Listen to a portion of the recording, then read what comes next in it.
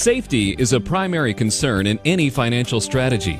Taking a calculated, understood, and informed risk is one thing, but exposing yourself to unnecessary risks, which could easily be avoided, is quite another. When it comes to money that you're counting on, and especially money you have worked so diligently to save and expect to have access to during your retirement, you better be sure it's stored in a safe place. But which places are safe? Massive amounts of advertising have conditioned us to store our money in banks, both for short and long-term storage. But are banks the safest place to hold your money? Rather than answer that question directly, let's compare and contrast holding your money in a bank versus depositing it with an insurance company via a permanent dividend-paying whole life insurance policy, and then you can decide for yourself.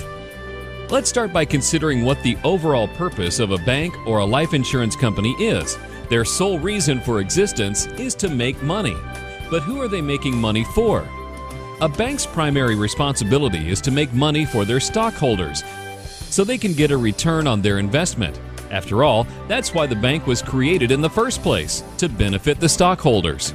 Stock-owned life insurance companies, like AIG, are also responsible for making money for their stockholders.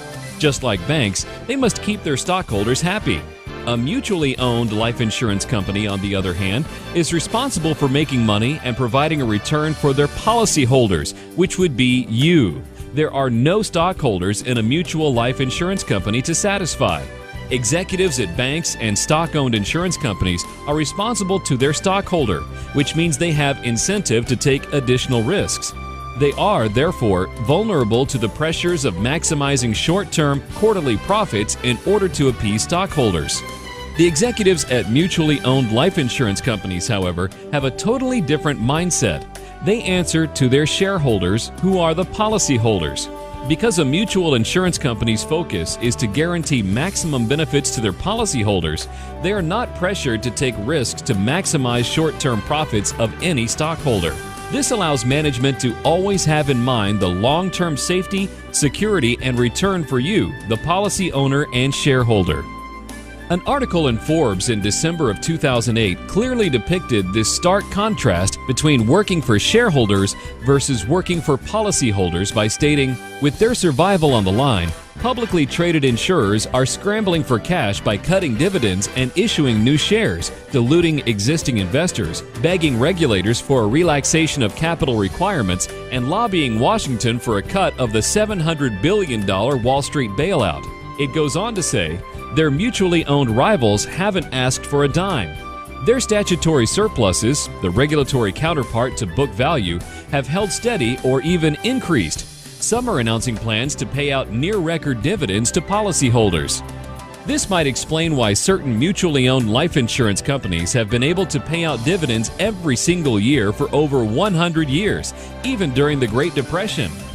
Now, let's take a look at what would happen if you had money deposited with a bank or mutually owned life insurance company that went under.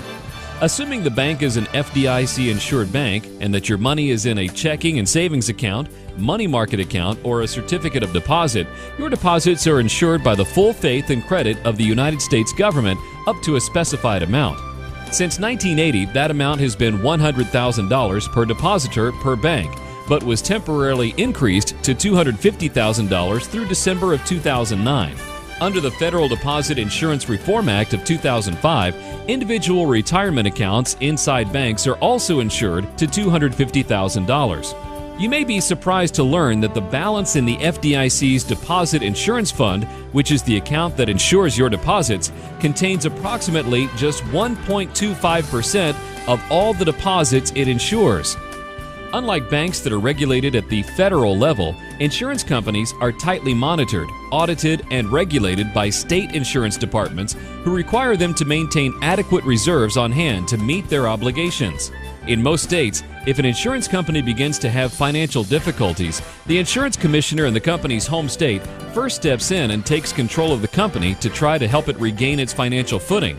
If unsuccessful, the company is turned over to the State Insurance Guarantee Association.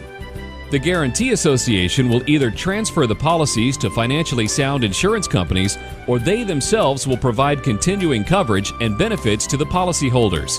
Similar to the FDIC, state guarantee associations also provide benefits up to a certain limit.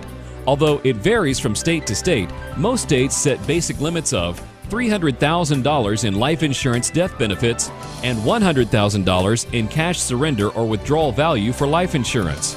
So, while there are safety nets for your money with both banks and mutually owned life insurance companies, it seems important and telling to reiterate the article in Forbes that states that publicly traded insurers are scrambling for cash by cutting dividends and lobbying Washington for a cut of the $700 billion Wall Street bailout, while their mutually owned rivals haven't asked for a dime. And some are announcing plans to pay out near-record dividends to policyholders. Those facts speak for themselves. So, congratulations once again on your decision to become your own banker. You will soon be in a position to stop supporting the employees and shareholders of other banks and finance companies through all of the interest you are paying them, and instead use that money to support you and your family. You'll soon discover that becoming your own banker will prove to be one of the wisest decisions of your lifetime.